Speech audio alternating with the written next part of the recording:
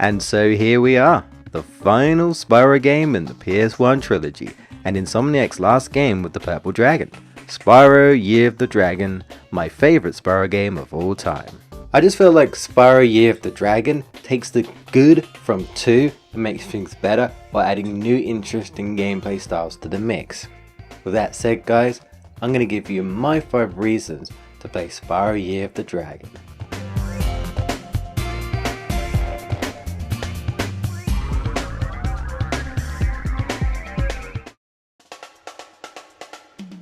Spyro Year of the Dragon brings back returning characters like Hunter and Zoe, as well as cameos from Allura and the Professor, and let's not forget Hansel and Gretel.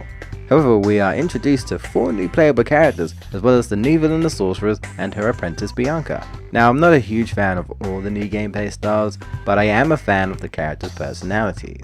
Sheila the Australian kangaroo, ready to kick butt, a sort of protector of the world's inhabitants.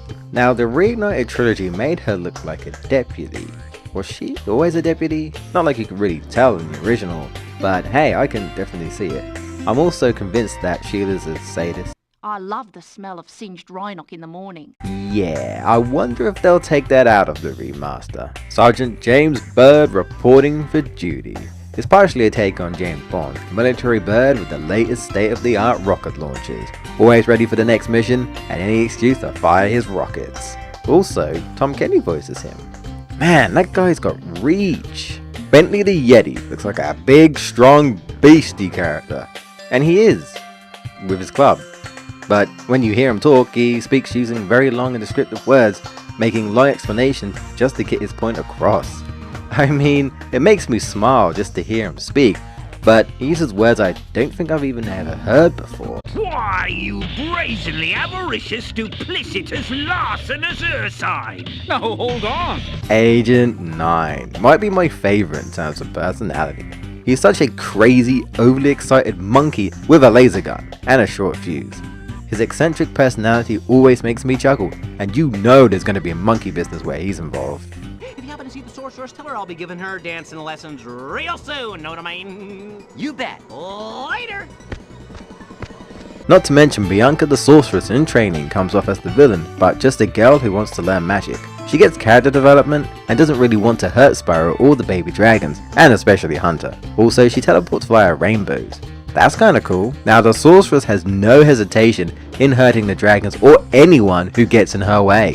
She treats Bianca as worthless and wants to rip off the baby dragon's wings so she can make a spell to turn her immortal.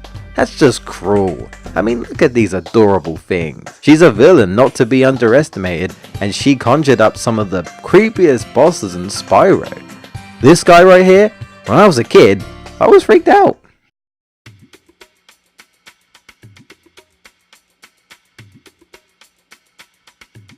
Spyro controls just as he does in Spyro 2, which is the best he controls in my opinion. However, he maintains his abilities from Spyro 2, so he can immediately swim, head bash, and climb certain objects. Power-ups make a return, but used better here. In Lost Fleet, you can become invincible and swim in the acid. Frozen Altars, you get the ice breath for the entire level. Not only that, you can freeze enemies and freeze NPCs to make platforms. The Super Flame returns, and it's just as powerful as it was before, as well as the Super Flight, and sometimes together. There's actually one mission where you need to take on dragons, and so Spyro has to use the Super Flight and Super Flame power up to take them out. The Supercharge is back as well. It controls much better here, and returns to its original gimmick of using it when there are arrows on the pathway, just like Spyro 1, and I much prefer it this way. Let's not forget the new 4 playable characters in this game. Sheila is the most agile character. She's fast, kicks enemies, has a double jump, a high jump, and has a stomp similar to Spyro's head bash. Sergeant Byrd, though slower than Spyro when flying, can fly infinitely, and has infinite rocket ammo so you can spam that sucker, and even home a little. He can even pick up certain objects like bombs and drop them down on foes below. Bentley is probably the slowest character. He's a bruiser. You play as him to whack things with his club. I mean, that's satisfying enough if you ask me. He can also reflect certain objects and push certain blocks. His levels aren't too long either, so they fit well with his gameplay style. Though there is one mission with him I'm not too fond of. Agent 9 may be my least favourite gameplay wise, unfortunately, since I'm just not a fan of gunplay, any shape or form. but it's not too bad here. His lasers even bounce off walls. He can go into sniper mode to take out enemies from afar. Simple, but effective. But there's one character who isn't new, but has never been playable. Sparks. Yeah, he has his own levels in these games. It's a top-down shooter.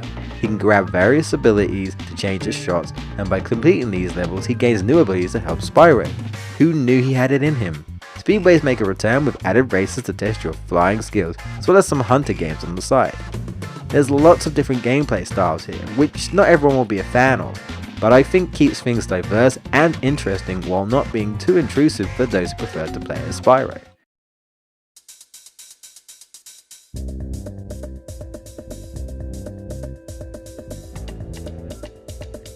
It's a Spyro game, so you expect new hub worlds to explore as well as a variety of worlds to explore within them, and in my honest opinion, more interesting overall than Spyro 2.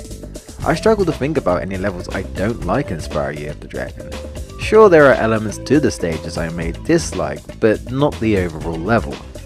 I mean, when a game has multiple ice levels, you know you're in for a cool time. There's lots of different themed worlds in this game.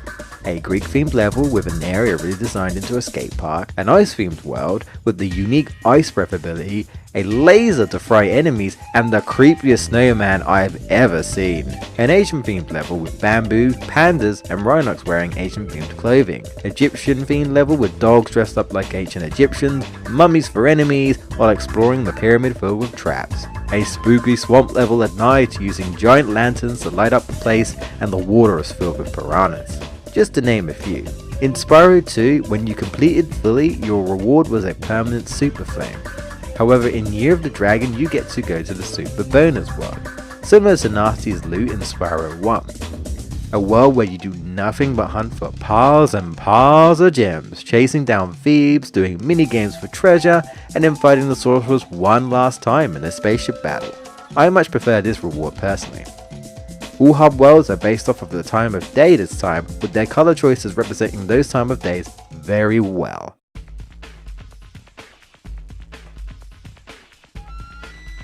Now, I don't enjoy all of the mini-games / missions in this game, but I enjoy most of them. I like them more than Spyro 2. The skateboarding games are probably my favourite. It feels like you're playing a Tony Hawk's game. Alright guys, the king of skateboarding here, Spyro Hawk's gonna show you my radical pro skills, and maybe you can be as good as me. I call this one the Nasty Nork. Chasing the thieves is quite satisfying using the supercharge. They even have an Agent 9 mission based off of Doom. That's cool. And who doesn't like cat hockey? No cats were harmed in the making of this game. Probably.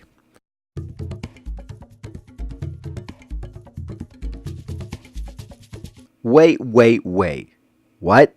I know, but hear me out. Spyro Year of the Dragon is what you expect from classic Spyro. Tons of character, massive worlds to explore, fantastic soundtrack to go with it, and satisfying gameplay.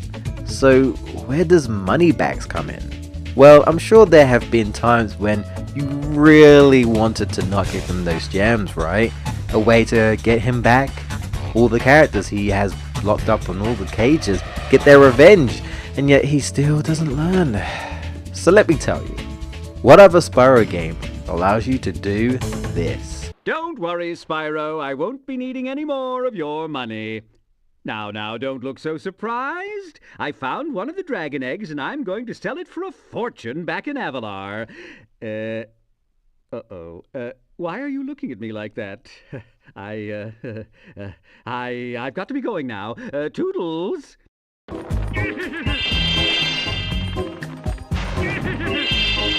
This is always satisfying every time I play it. And that's my 5 reasons to play Spyro Year of the Dragon. It's classic Spyro with more characters to play for diversity, great personalities as before, as well as many themed worlds to dive into, while at the same time added extra things like Sparks being playable for the first time and getting rewarded for it. To me, it does so many things right and keeps me interested and wanting more, while at the same time satisfied with my experience. The Rhinox all dress up to fit the theme of the worlds, and we even have ninjas. Ninjas! Who doesn't like ninjas? Though not everyone will enjoy the new characters' gameplay styles. I would still recommend this game if you enjoy the previous titles, as the core game is still Spyro, and me personally the best he's ever been. As always guys, if you don't agree, make sure to like the comment, hashtag not convinced in the comment section below. If it reaches at least 5 likes, I will do a reasons to not play Spyro Year of the Dragon. Thanks so much for watching everyone, I hope you did enjoy. Be sure to stick around because Reignited Trilogy is round the corner, so expect content on that. Take care my fellow gamers, and I'll see you next time.